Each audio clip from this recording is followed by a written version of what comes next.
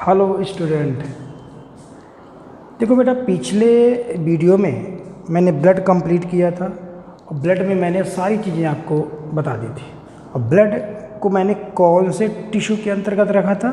Connective tissue के अंतर्गत मैंने रखा था। अब अपन लोग बात करेंगे, जो चैप्टर चल रहा था ना एनिमल टिश्यू, और मैंने आपको पहले वीडियो में बताया था कि there are 4 type of tissue in our body.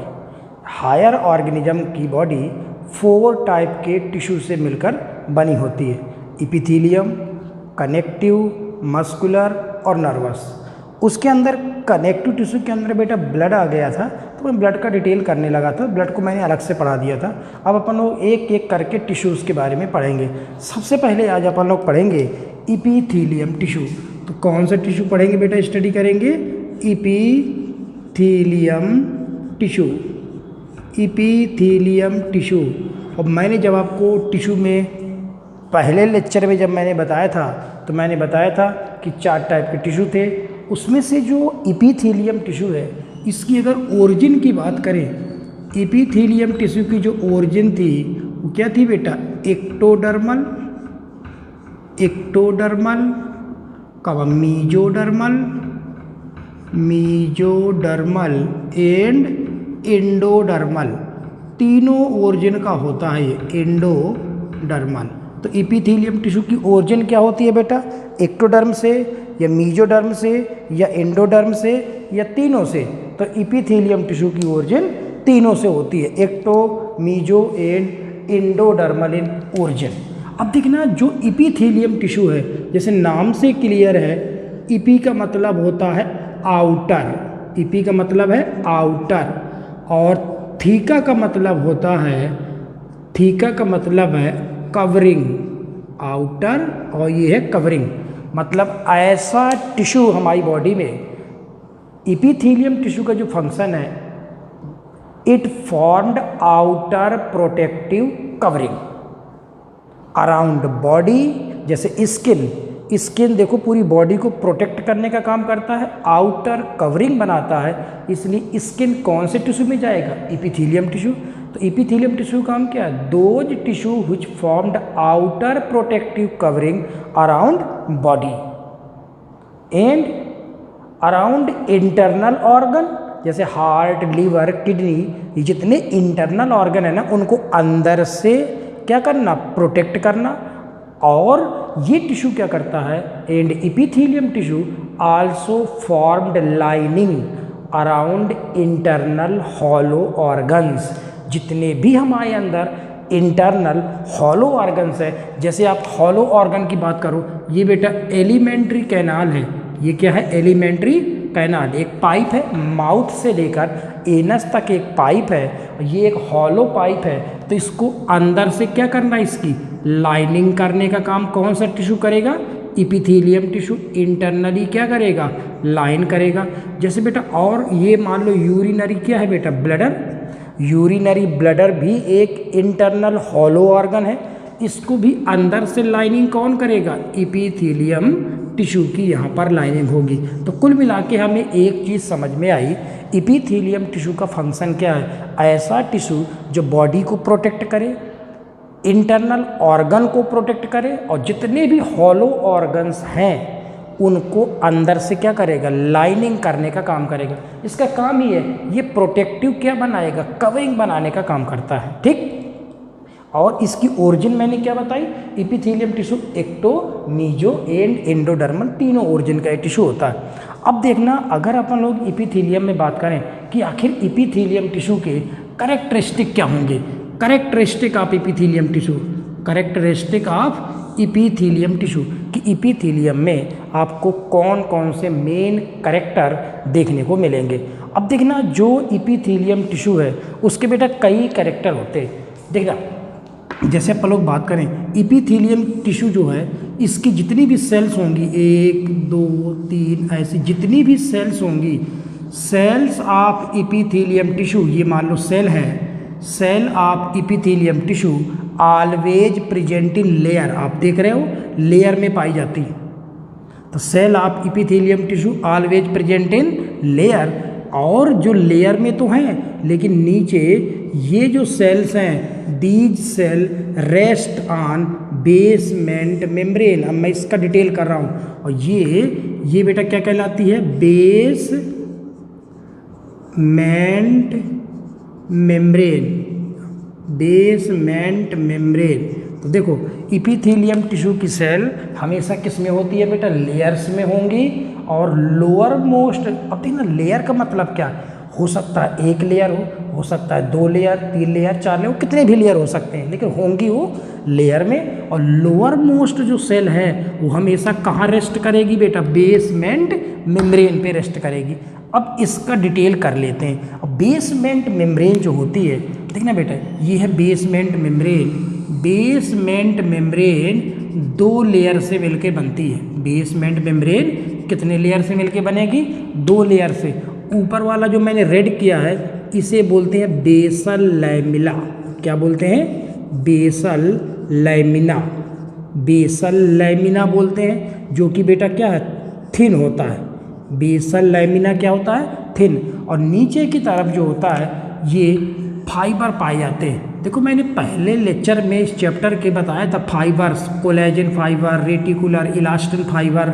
ये जो फाइबर, तो ये बेटा जो दूसरा होता है वो रेटिकुलर लैमिना, या इसी का नाम होता है फाइब्रस लैमिना।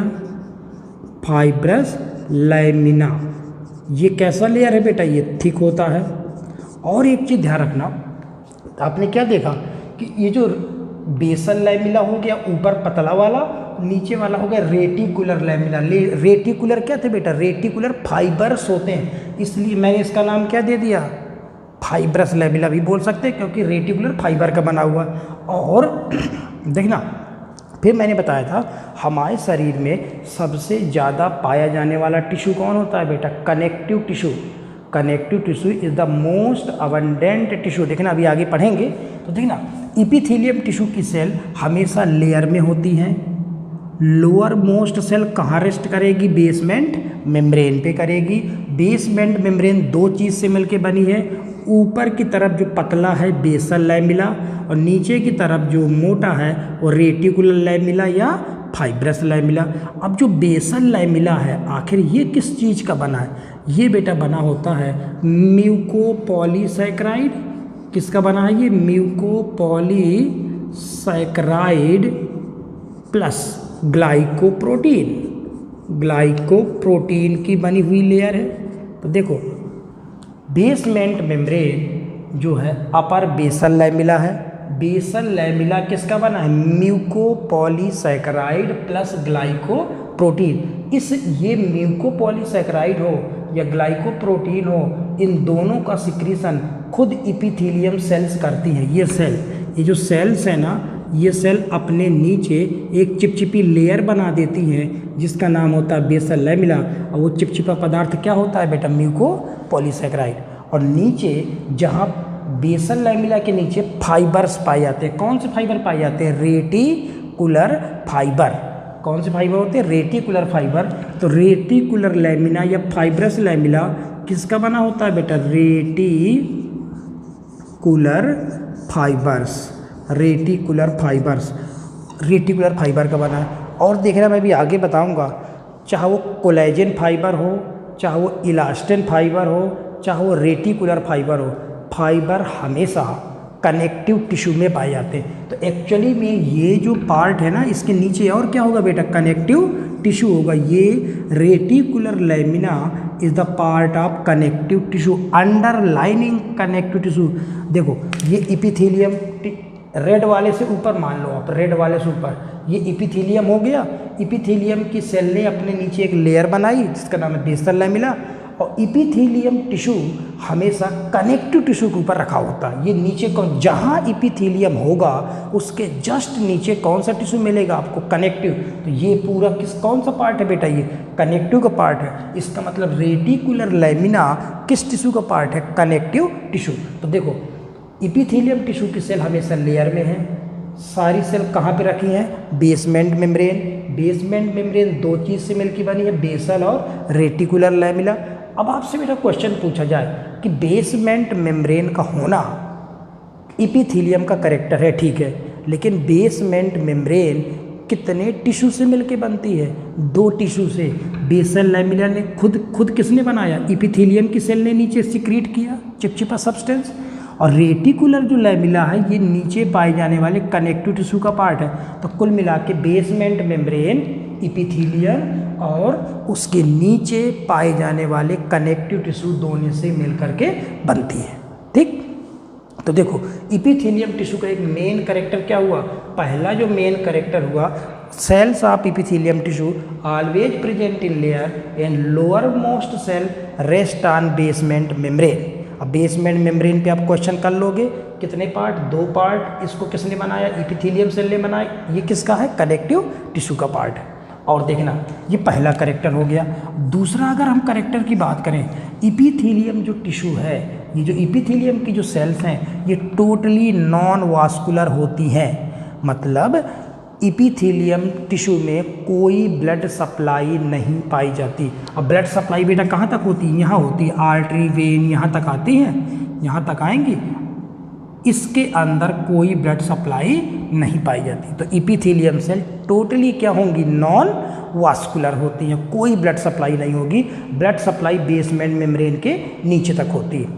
और तीसरा अगर हम कैरेक्टर देखें, थर्ड कैरेक्टर देखें, इन इपीथीलियम सेल्स में डिवीजन की पावर बेटा बहुत ज़्यादा होती है।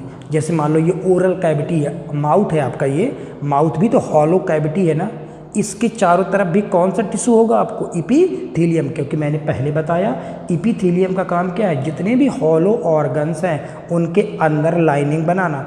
हमारे माउथ के चारों तरफ, कैविटी के चारों तरफ इपीथीलियम है, और ये सेल लगातार क्या करती रहती है? डिवाइड करती रहती है, नई बनती रहती है, नष्ट होती रहती है ऐसे। तो इनमें डिवीजन की पावर बहुत ज़्यादा पाई जाती है। अब अगर हम एक चीज़ और देखें, चौथा अगर कैरेक्टर आप देखो, अब देखो ये एक इपीथीलियम सेल है, ये दूसरी इपीथीलियम सेल है। ये 2 इपीथीलियम सेल, चाहे इनकी बात करो, चाहे इनकी, चाहे इसकी, किसी की बात करो, इपीथीलियम सेल आपस में ज्वाइंटेड कैसे होती है? क्योंकि ये सेल, सारी सेल बेटा आपस में पास में रखी होती है, और ये सेल आपस में देखना ज्वाइंटेड कैसे होंगी। तो जो इपीथीलियम टिश्यू की सेल्स हैं, दीज सेल आपस में इंटरकनेक्टेड भी होती है। अब देखना, अगर मैं एक आपको डिटेल डायग्राम बना करके डिटेलिंग करके दिखाता हूँ कि 2 इपीथीलियम सेल अपन लोग लेते हैं। सपोज करो ये बेटा आपका बेसमेंट क्या है? मेम्ब्रेन। ये है बेसमेंट मेम्ब्रेन। इसके बारे में मैं ऑलरेडी पढ़ा चुका हूँ। बेसमेंट मेम्ब्रेन 2 लेयर से मिलकर बना था, बेसल और रेटिकुलर लैमिना, ठीक। अब बेसमेंट मेम्ब्रेन के ऊपर कौन सी सेल लगी होंगी? इपीथीलियम सेल लगी होंगी, बहुत सारी सेल लगी होंगी। हम 2 सेल के बारे में बात करते हैं। सपोज करो ये एक सेल है, ये एक सेल है, और ये दूसरी सेल लगी हुई। ये 2 सेल, ये इसके न्यूक्लियस हो गए सेल के। तो देखना इपीथीलियम टिश्यू में सपोज करो ये 2 सेल लगी है। तो देखो मैंने एक लेयर सेल का दिखाया है, एक लेयर है ना, ये तो एक ही लेयर हुआ ना, ऐसे सेल लगी होंगी। अगर मल्टी लेयर होती तो और भी कई लेयर ऐसे होते, और भी कई लेयर होते। लेकिन जो इपीथीलियम टिश्यू की जो सेल है वो आपस में कैसे जुड़ी होती है और इनमें क्या क्या पाया जाता है, ये अपन लोग थोड़ा सा देखें। तो इपीथीलियम टिश्यू की जो नीचे वाली सेल है वो हमेशा कहाँ रेस्ट करेगी बेटा? बेसमेंट मेम्ब्रेन पे रेस्ट कर रही है, ठीक है। अब जो इपीथीलियम टिश्यू की जो सेल्स हैं, एक ये सेल है, एक ये है, इसकी प्लाज्मा मेम्ब्रेन ये है, इसकी प्लाज्मा मेम्ब्रेन ये है।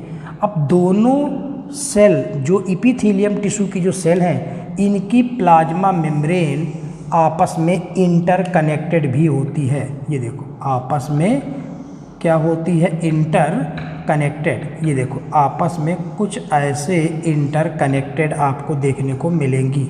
ये देखो, तो देखो इपीथीलियम एक सेल बेटा ये है, एक सेल ये है, इसकी प्लाज्मा मेम्ब्रेन ये, इसकी प्लाज्मा मेम्ब्रेन ये, दोनों की प्लाज्मा मेम्ब्रेन आपस में क्या होती है बेटा? इंटरकनेक्टेड। और ये इंटरकनेक्टेड हो करके कई टाइप के जंक्शंस बनाती हैं। क्या बनाती हैं? कई जंक्शंस बनाती हैं। जैसे हम इस जंक्शन को बात करें जहाँ पर दोनों जुड़ी, ये पहला जंक्शन है adhering junction, adhering junction, adhering junction. अब देख रहे हो दोनों दोनों प्लाज्मा मेम्ब्रेन के बीच में एक गैप आपको नजर आ रहा है, इसे हम बोलते हैं गैप जंक्शन। गैप जंक्शन भी इसे कहा जाता है। ठीक, तो देखो इपीथेलियम टिश्यू की cell plasma membrane of two adjacent epithelium interconnected by various type of junctions. जैसे आप देख रहे हो एडहेरिंग जंक्शन, दूसरा आपको नजर आ रहा होगा गैप जंक्शन। तो देखो पहले इनके काम देखते हैं बेटा। एडहेरिंग माने एडहेशन माने जोड़ना। दोनों की प्लाज्मा मेम्ब्रेन आपस में ऐसे इंटरकनेक्टेड है और जो इंटरकनेक्ट करेगी उसे एडहेरिंग जंक्शन बोलेंगे। तो बोलो बेटा फंक्शन आते हैं, what is the function of adhering junction. Adhering junction दोनों को आपस में चिपकाने का काम करेगा। मतलब एनसीईआरटी में क्या लिखता, it act as cementing layer. किसकी तरह काम करेगा ये, सीमेंटिंग लेयर की तरह काम करेगा जो आपस में इंटरकनेक्ट में हेल्प करेगा। ठीक, तो ये एडहेरिंग जंक्शन का काम हो गया। एक होता है बेटा गैप जंक्शन, दोनों की प्लाज्मा मेम्ब्रेन में आपस में क्या पाया जाता है, एक होल होता है जिसे हम गैप बोलते हैं, तो उसे बोलते हैं गैप जंक्शन पाया जाता है। अब बेटा गैप जंक्शन की अगर हम बात करें तो गैप जंक्शन का बेटा काम क्या होगा, देखो नाम से क्लियर है गैप है। जब गैप है तो it help in communication, transport of ions, transport of minerals, sometime small molecule या समटाइम लार्ज मॉलिक्यूल।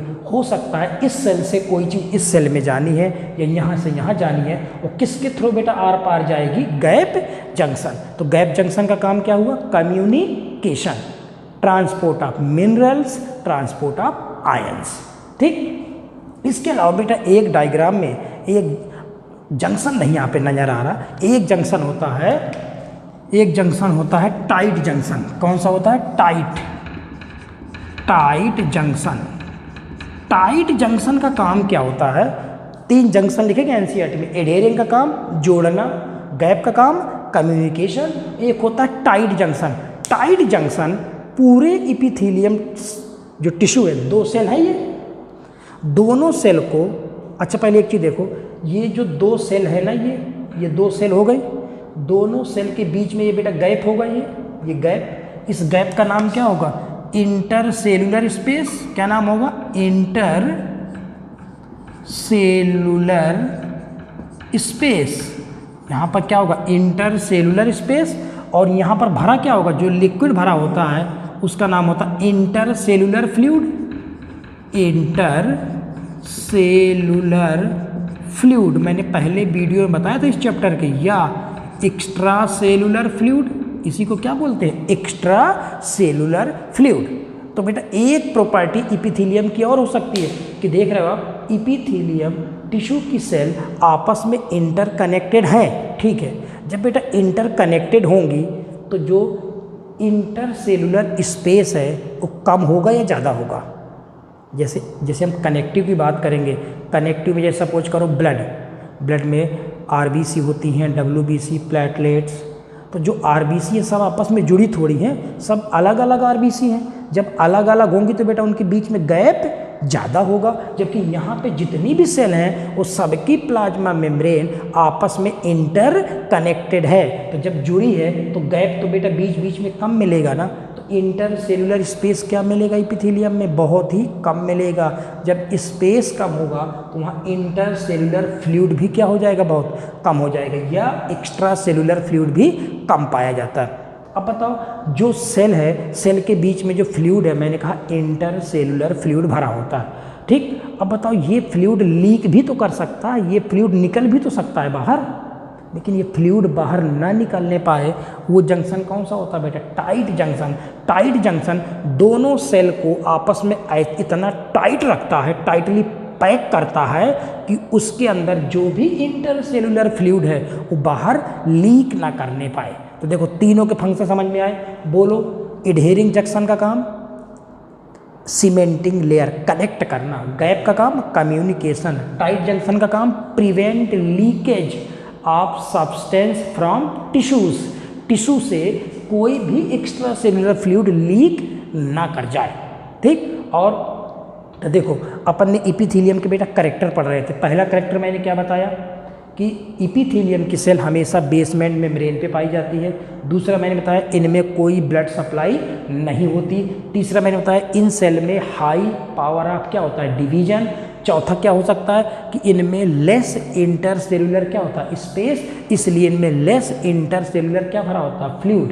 और पांचवा कैरेक्टर क्या हो सकता है कि plasma membrane of two adjacent epithelium cell having various type of junctions. How many type junction? There are 3 type of junction, adhering junction, gap junction, tight junction. और भी बेटा एक टर्म और आता है इसमें, डिस्मोसोम। डिस्मोसोम भी एक तरह का जंक्शन ही है, लेकिन बहुत ही टाइट जंक्शन है, बहुत ही मतलब स्ट्रॉन्ग जंक्शन है। देखो ये आपको थोड़ा समझ में कम आएगा। डिस्मोसोम बेटा क्या होता है कि देखो ये एक सेल है, इसकी साइटोप्लाज्म यहाँ है, इस सेल का साइटोप्लाज्म यहाँ है। तो जो दो सेल के बीच में यहाँ पर कई ऐसी प्रोटीन पाई जाती है इंटरसेलुलर, दो सेल के बीच में क्या होती है बेटा, प्रोटीन। और प्लाज्मा मेम्ब्रेन में अंदर की तरफ कुछ फाइबर ऐसे निकल जाते हैं, टोनोफाइब्रिल बोलते हैं इन्हें। क्या बोलते हैं? टोनोफाइब्रिल। इन्हें बोलते हैं इंटरसेलुलर प्लेट। इन्हें क्या बोलते हैं? इंटरसेलुलर प्लेट कहा जाता है। ये प्रोटीन की प्लेट होती है और ये होते हैं टोनोफाइब्रिल। क्या होते हैं? टोनोफाइब्रिल होते हैं। और इसको मिला करके बोलते हैं डिस्मोसोम। देखो डिस्मोसोम भी एक तरह का जंक्शन है, लेकिन ये बहुत ही स्ट्रॉन्ग जंक्शन है, जिससे दो सेल को देखो एडहेरिंग जंक्शन भी चिपकाने का काम करता है। लेकिन जहाँ पर ज़्यादा स्ट्रॉन्ग सपोर्ट की ज़रूरत है वहाँ पर आपको डिस्मोसोम भी पाया जाएगा। तो बताओ इपीथेलियम सेल में क्या क्या मिल सकता है? Adhering junction, gap junction, tight junction और डिस्मोसोम। डिस्मोसोम जरूरी हर जगह हो, डिस्मोसोम उस जगह पे मिलेगा जहाँ पे बहुत ही टाइटली सपोर्ट की क्या है आपको ज़रूरत है। ठीक, तो ये इपीथेलियम सेल के अपन लोग मेन क्या पढ़ रहे हैं बेटा, कैरेक्टर्स। और देखना बेटा आपने सुना होगा, जैसे आपने सुना होगा कि इंटेस्टाइन में हमारे बिलाई पाए जाते हैं। क्या पाए जाते हैं? बिलाई पाए जाते हैं। कहीं कहीं पे बेटा हमारे अंदर क्या पाए जाते हैं? सीलिया पाए जाते हैं। तो देखो जैसे आप बात करो, ये इंटेस्टाइन है आपकी, सपोज करो ये इंटेस्टाइन है। इंटेस्टाइन तो बेटा एक पाइप है। अब पाइप है तो इंटेस्टाइन एक हॉलो क्या है बेटा, एक ऑर्गन है। इंटेस्टाइन कौन सा ऑर्गन है? हॉलो ऑर्गन है। और मैंने आपको ऑलरेडी पहले बता चुका हूँ कि जितने भी हॉलो ऑर्गन्स होते हैं उनमें अंदर से लाइनिंग किसकी होगी? इपीथेलियम की। तो यहाँ बेटा इपीथेलियम सेल होंगी ऐसे, ये देखो इपीथेलियम सेल होंगी। सपोज करो ये इंटेस्टाइन है तो यहाँ पर ये इपीथेलियम सेल्स आपको देखने को मिलेंगी ये। और लेकिन इंटेस्टाइन में विलाई पाए जाते हैं। तो ये देखो इपीथेलियम सेल एक ये हो गई, दूसरी ये, तीसरी ये।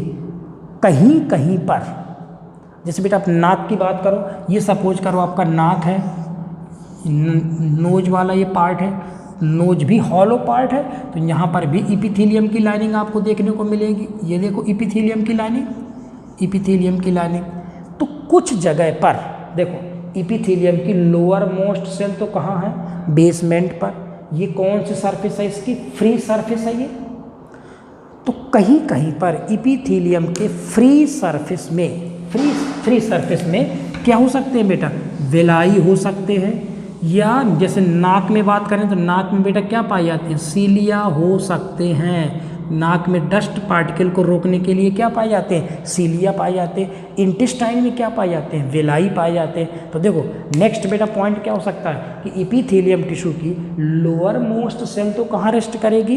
बेसमेंट मेम्ब्रेन पर। लेकिन जो फ्री सरफेस है, फ्री सरफेस पे हो सकता है कुछ ना हो। हाथ में देखो कुछ भी नहीं है। हाँ, जैसे स्टमक में इंटेस्टाइन में आपने क्या देखा? विलाई हो सकते हैं। नोज में क्या हो सकते हैं बेटा? सीलिया हो सकते हैं। तो इनकी फ्री सरफेस में बिलाई या सीलिया हो सकते हैं। जहाँ पर ज़रूरत होगी वहाँ पे बिलाई बनेंगे या फिर सीलिया बनेंगे। अब बेटा बिलाई क्या होता है और सीलिया क्या होता है? देखो ये एक सेल थी, अब विलाई क्या होती है? ये प्लाज्मा मेम्ब्रेन है ना, प्लाज्मा मेम्ब्रेन में ऐसे कई प्रोजेक्शंस बन जाते हैं। ये देखो प्लाज्मा मेम्ब्रेन में ऐसे कई क्या बन गए? प्रोजेक्शंस बन जाते हैं, जिन्हें क्या बोलते हैं बेटा? विलाई कहा जाता है। तो विलाई क्या है? Villi, these are the projection of plasma membrane, plasma membrane के फाइन प्रोजेक्शंस क्या कहलाते हैं, बिलाई, या किसी किसी बुक में माइक्रो बिलाई भी लिखा होगा। माइक्रो बिलाई क्या होते हैं, बिलाई के ऊपर बिलाई बन जाए तो उसे क्या बोल देंगे हम, माइक्रो बिलाई, माइक्रो बिलाई। अब देखना बेटा, तो अब क्वेश्चन आता है कि सर ये बिलाई का काम क्या है या माइक्रो बिलाई का काम क्या है। देखो अगर सपोज करो बिलाई नहीं होते तो ये प्लाज्मा मेम्ब्रेन यहाँ से यहाँ तक आके ख़त्म हो जाती, ये प्लाज्मा मेम्ब्रेन यहाँ इतनी लंबाई हो पाती, और जितने बिलाई बन गए, देखो बिलाई बनने से प्लाज्मा मेम्ब्रेन की लंबाई क्या हो गई, बढ़ गई। तो अब सेल जैसे इंटेस्टाइन में बात करो, इंटेस्टाइन में सपोज करो ये एक सेल है, इसमें बेटा बहुत सारे बिलाई बन गए, और हमें पता है इंटेस्टाइन में फूड का क्या होता है बेटा, एब्जॉर्प्शन होता है। एब्जॉर्प्शन होगा तो जितनी ज़्यादा बिलाई होंगे उतनी ज़्यादा इसको क्या मिल जाएगी, जगह मिल जाएगी फूड के एब्जॉर्प्शन के लिए। तो बिलाई कहीं पर भी अगर मिल रहा है तो बिलाई का केवल और केवल एक ही काम है, increase surface area for the absorption of nutrient, nutrient के एब्जॉर्प्शन के लिए सरफेस एरिया को बढ़ाना। अभी आगे देखेंगे कि हमारे शरीर में बिलाई, देखो इपिथेलियम टिश्यू में आपको बिलाई मिल सकता है, ठीक। अब आगे देखेंगे जब पढ़ेंगे पूरा इपिथेलियम कि बिलाई हमारे शरीर में कहाँ कहाँ पाए जाते हैं। तो बस आपको इतना ध्यान रखना है कि इपिथेलियम की फ्री सरफेस पे बिलाई हो सकते हैं। अब बिलाई है क्या, प्रोटोप्लाज्मिक प्रोजेक्शन है जो बेटा ऐसे ऐसे मूव करते रहते, मूव करने वाले प्रोजेक्शंस क्या कहलाते हैं, विलाई कहलाते हैं। अब विलाई हमेशा फूड एब्जॉर्प्शन के लिए सरफेस एरिया को बढ़ाता है। यहाँ तक क्लियर। अब देखो मैंने क्या कहा, जैसे नोज है, नोज में बेटा क्या हो सकते हैं, सीलिया हो सकते हैं। अब सीलिया क्या होते, देखो बेटा विलाई जैसे सीलिया भी होते, लेकिन ये थोड़ा सा हो सकता है आपको सीलिया वाला पार्ट समझ में ना आए, क्योंकि ये बॉटनी से रिलेटेड है। जब आप बॉटनी में सेल पढ़ोगे ना, सेल में जब आप सेंट्रियोल ऑर्गेनेली पढ़ोगे तब आपको सर आपको वहाँ पे सीलिया और उसका इंटरनल स्ट्रक्चर आपको पढ़ाएंगे, लेकिन मैं थोड़ा सा आपको बता दे रहा हूँ।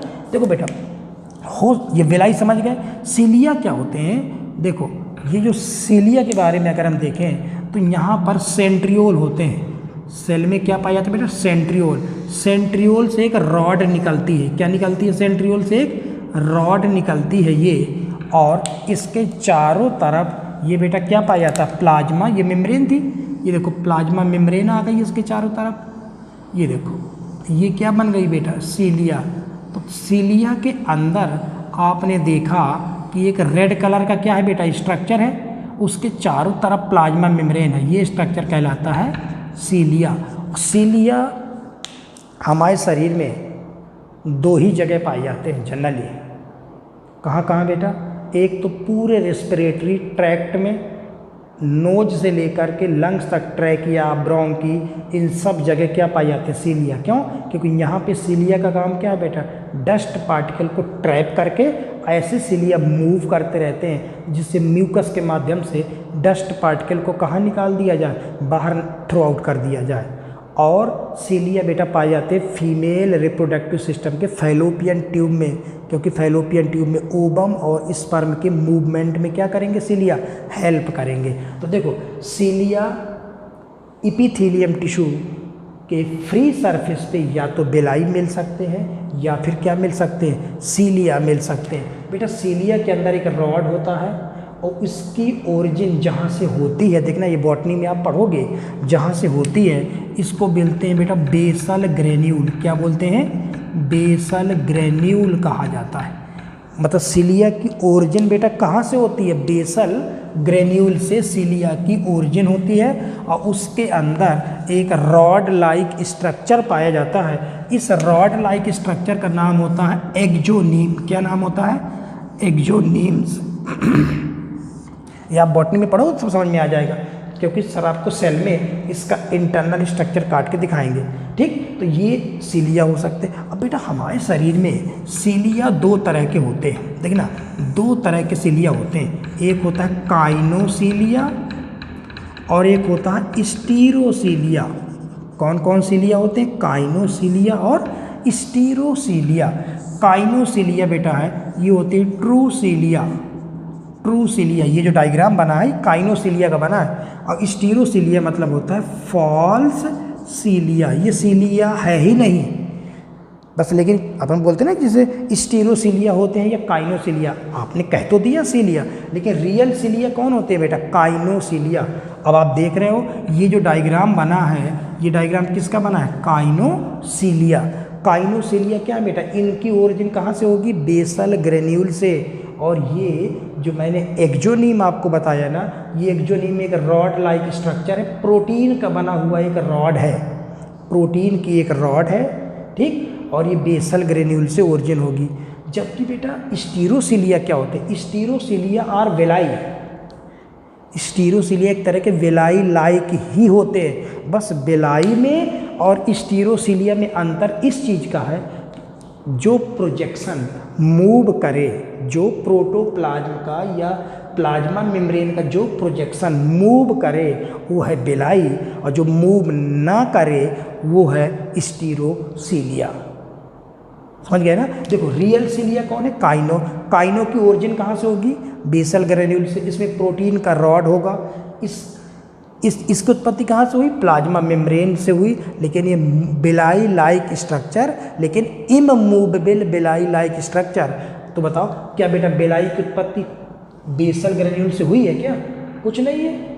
तो स्टीरोसिलिया में बेसल ग्रेन्यूल्स नहीं पाया जाता। और देखना ये बेटा, आप देखना ये जो एक्जोनीम होता है ना, ये प्रोटीन का बना होता है। इसके अंदर प्रोटीन का जो अरेंजमेंट होता है ना, जैसे गाड़ी का पहिया होता है ना गोल, ऐसे देखना पढ़ोगे आप बॉटनी में, गाड़ी के पहिए के समान प्रोटीन का अरेंजमेंट होता है। तो इसमें जो काइनोसिलिया है उसमें 9+2 अरेंजमेंट होता है माइक्रोट्यूब्यूल प्रोटीन, माइक्रोट्यूब्यूल प्रोटीन का 9+2 अरेंजमेंट होता है। 9 का मतलब क्या होता है? 2 प्रोटीन अंदर होती है और 9 प्रोटीन बेटा कहाँ होती हैं? बाहर होती है। देखना बॉटनी में आप पढ़ोगे इसके बारे में, ये 9 प्रोटीन देखना, 9 प्रोटीन बाहर होती है और 2 प्रोटीन कहाँ होती है? अंदर। एक गाड़ी के पहिए जैसा एक क्या बनता है? एक स्ट्रक्चर बनता है ये, ठीक। तो इस तरह से ये जो आप एक्जोनीम देख रहे हो ना, ये प्रोटीन का बना हुआ रॉड है, इसमें 2 प्रोटीन अंदर होती हैं, 9 प्रोटीन बाहर पाई जाती हैं। इसलिए हम बोलते हैं काइनोसिलिया की उत्पत्ति कहाँ से हुई? बेसल ग्रेन्यूल से। इसमें 9+2 माइक्रोट्यूब्यूल की व्यवस्था पाई जाती है। जबकि स्टीरोसिलिया क्या थे बेटा? फाइनली प्रोजेक्शन थे, इसमें कुछ नहीं पाया जाता, इसमें 9+2 माइक्रोट्यूब्यूल नहीं पाई जाती। अगर हम सिलिया जनरली बोलते हैं तो आपके दिमाग में कौन सा सिलिया आना चाहिए? काइनोसिलिया। ये सिलिया मतलब रियल सिलिया। और सिलिया कहाँ मिलेंगे आपको? ये काइनोसिलिया की बात करें, फैलोपियन ट्यूब में पाए जाएंगे, रेस्पिरेटरी ट्रैक्ट में मिलेगा। स्टीरोसिलिया जनरली हमारी बॉडी में बहुत ही रेयर पाए जाते हैं। ये मेल रिप्रोडक्टिव सिस्टम जब पढ़ेंगे अपन लोग 12th में, तब पढ़ाऊंगा मैं वास डिफरेंस, उसके अंदर थोड़ा बहुत क्या पाए जाते हैं? स्टीरोसिलिया पाए जाते हैं। तो ये तो बेटा आज के वीडियो में मैं आपको ये बता रहा था कि इपिथेलियम जो टिश्यू है उसका काम क्या है बेटा? प्रोटेक्टिव कवरिंग बनाना, चाहे वो बॉडी को बाहर से बनाए, चाहे जितने हॉलो ऑर्गन हैं उनको प्रोटेक्ट करे। इसकी ओरिजिन कहाँ से हुई? Ecto meso endoderm. Epithelium tissue के मैंने कैरेक्टर बताए कि सारी सेल बेसमेंट मेम्ब्रेन पर होंगी, हाईली थोड़ी नॉन वास्कुलर होती है, पावर ऑफ डिवीजन बहुत ज़्यादा होती है, इनके बीच में लेस इंटरसेलुलर स्पेस होता है, इनकी प्लाज्मा मेम्ब्रेन आपस में जुड़ करके कई जंक्शंस बना सकती है, tight junction, gap junction, adhering junction, desmosome, ये सब हो सकते हैं। और इनकी फ्री सरफेस पे बेलाई हो सकते हैं या सीलिया हो सकते हैं। अब देखना जब मैं आगे बेटा डायग्राम बनाऊंगा ना, तो इपिथेलियम के ऐसे डायग्राम बनाऊंगा, ये देखो ऐसे डायग्राम बनाऊंगा बार बार, तो आपको पता चल जाएगा। ये हो गई बेसमेंट मेम्ब्रेन, ये 2 सेल आपस में लगी हैं, ये जितनी भी सेल आपस में लगी हैं ये सब आपस में tight junction, gap junction, adhering junction से क्या होंगी? Inter connected. तो ये तो अपन ने आज के लेक्चर में बेटा क्या पढ़ा आपने? इपिथेलियम टिश्यू का कैरेक्टर। अब अपन लोग देखेंगे आगे लेक्चर में देखेंगे कि इपिथेलियम टिश्यू कहाँ पाए जाते हैं, इनका क्लासिफिकेशन क्या है। तो मैं आपको नेक्स्ट वीडियो में इपिथेलियम टिश्यू के टाइप्स और उनकी पोजीशन बताऊंगा बॉडी में, कहाँ पर कौन सा इपिथेलियम पाया जाता है। Thank you.